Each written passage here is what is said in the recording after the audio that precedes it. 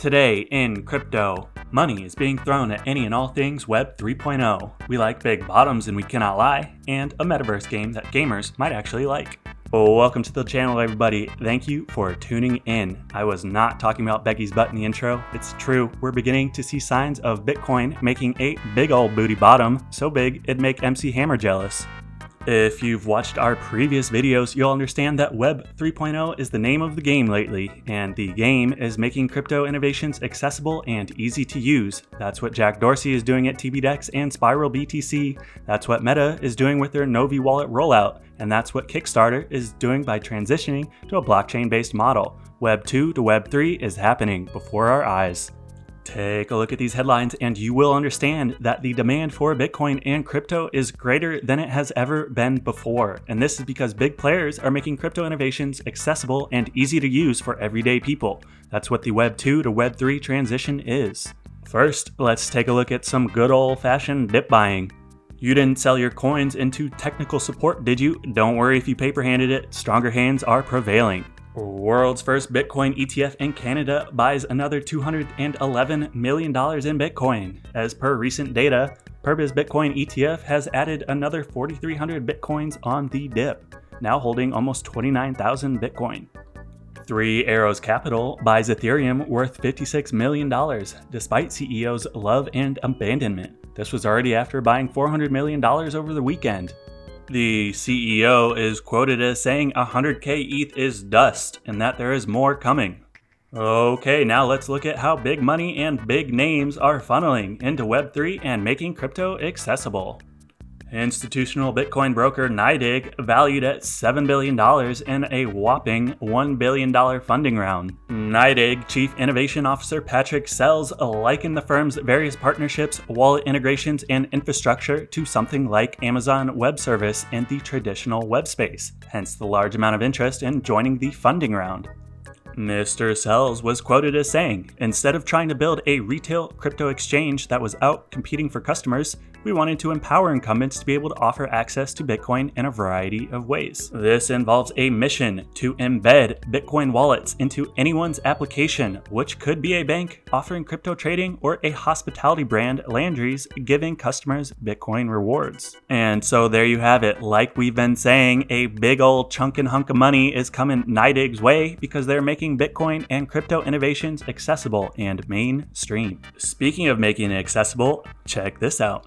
German Savings Bank wants to enable Bitcoin for 50 million clients. With around 50 million customers, the savings bank reportedly holds 1 trillion euros in total assets. A spokesperson for the German Savings Banks Association confirmed the news, stating more and more customers are interested in crypto assets. 1 in 10 customers of the German Savings Bank states he or she owns or has owned crypto assets. Considering their expectations, the Savings Banks Finance Group has to look into crypto assets too.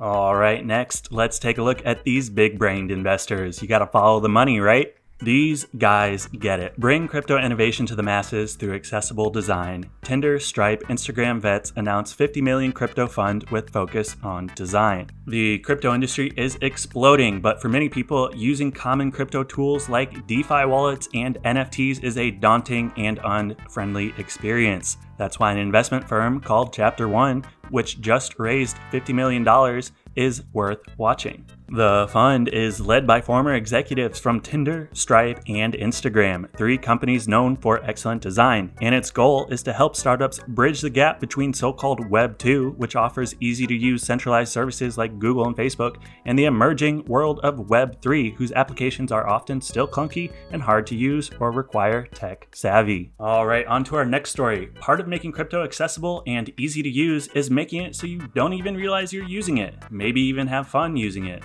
And that's what Metaverse Gaming is all about, but most of them look and feel like scammy cash grab garbage.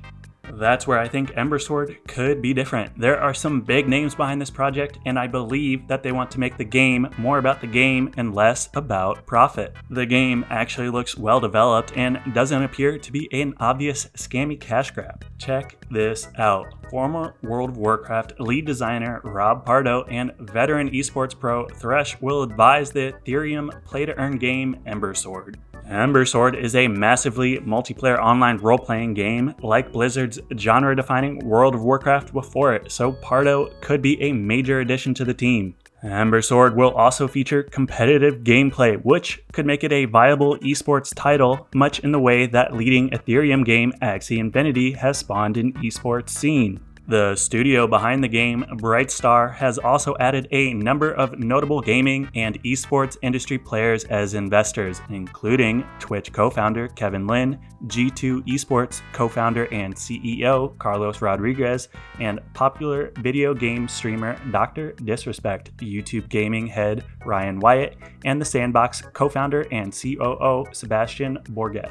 Something I also want to note, last month, the team announced that it will launch the game on Ethereum Layer 2 scaling solution Immutable X, rather than rival Polygon, which may sound familiar if you've seen one of our previous videos. Maybe you should think about subscribing so you don't miss out on important information like this.